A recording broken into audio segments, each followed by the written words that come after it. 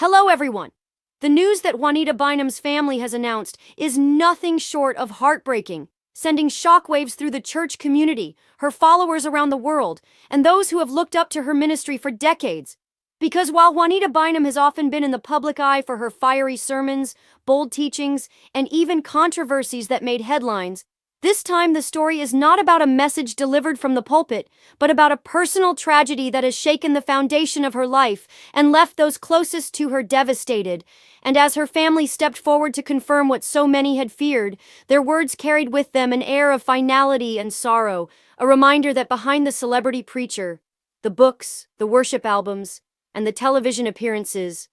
there is a woman who is still human, still vulnerable, and still capable of being wounded by the realities of life in the most painful of ways. The announcement, though not immediately detailed in all its parts, revealed enough to make clear that the family has been enduring a season of suffering, one marked by grief, uncertainty, and difficult decisions, and the very tone of their message conveyed that they are calling on the community of faith not for gossip or speculation, but for prayer, intercession, and compassion. Because no matter what one might think of Juanita Bynum's past or the controversies she has been linked to, in this moment she is simply a daughter, a sister, a loved one who is navigating through the valley of pain, and her family's raw plea for support has forced many to put aside judgment and remember the humanity of a woman who has given so much of herself to ministry. To truly understand the weight of this heartbreaking announcement, one must consider the arc of Juanita Bynum's life and career, how she rose from relative obscurity to becoming one of the most recognized female preachers in the modern church,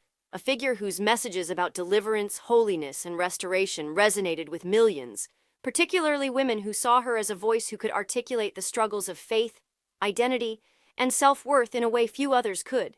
And yet along with her rise came immense challenges, from her very public and painful divorce to the endless scrutiny she faced from critics both inside and outside of the church. Struggles that at times seemed to break her down, but never fully destroyed her, as she would return to pulpits time and time again with renewed fire, insisting that her calling was greater than her pain, and this resilience made her both admired and polarizing. Admired because she kept going despite being wounded. Polarizing because her story reflected the messiness of real life that many believers prefer to keep hidden.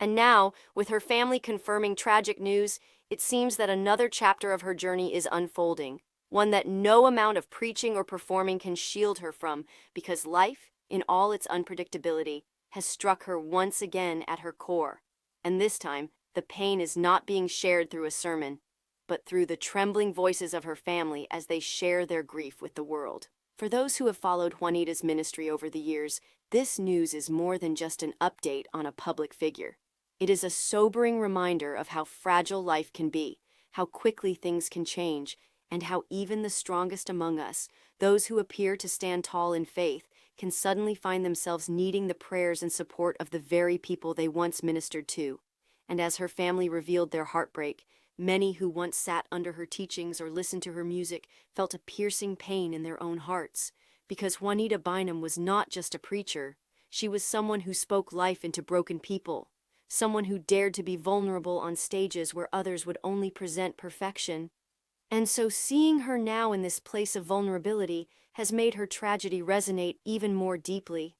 In the days that followed the announcement, tributes, prayers, and condolences poured in from church leaders, fans, and even those who may have disagreed with her in the past, because sorrow has a way of uniting people beyond differences. And in this case, it has brought together a chorus of compassion for a woman who, despite all her flaws and failures, has undeniably left a mark on the spiritual landscape. Heartbreaking news, though deeply personal, has also stirred larger conversations within the church about how leaders are supported in their moments of crisis, because too often pastors and evangelists are expected to be superhuman, to keep preaching while silently bleeding, to keep smiling while their families crumble. But Juanita Bynum's tragedy has stripped away that illusion and reminded us that ministry does not exempt anyone from suffering. In fact, sometimes it intensifies it, and her family's openness about their pain may very well give permission to others in the faith community to acknowledge their own grief, their own struggles, and their own moments of despair without shame, which could be one of the most powerful legacies to come out of such a dark season. And while the exact details of the family's announcement continue to unfold, the message is already clear. This is a time not for criticism or idle speculation, but for prayer, empathy, and reflection. Because at the end of the day, Juanita Bynum is not just a headline, she is a human being enduring heartbreak, and her family's courage in sharing this news has invited us all into the sacred space of mourning with those who mourn. As this story continues to develop, fans and followers will no doubt remain on edge, hoping for more clarity, more understanding, and perhaps even some glimpse of hope. But until then, the only response that seems appropriate is to surround Juanita Bynum and her family with the same grace that she has so often preached about. To lift them up in prayer, and to remember that no one, no matter how anointed or famous, is immune to the storms of life. This heartbreaking news, though devastating, could also become a moment of unity. A reminder that our humanity binds us together far more than our differences separate us. And that in times of sorrow, the Church's true power is not found in its debates or divisions, but in its ability to love, to comfort, and to stand together. And for Juanita Bynum, as painful as this chapter may be, the love of her family, the prayers of her supporters, and the sustaining presence of her faith will no doubt carry her through, even if the road ahead is long and filled with tears, because sometimes the most powerful testimony is not in how you preach from the pulpit, but in how you endure the storms when life knocks you to your knees. Thanks for watching.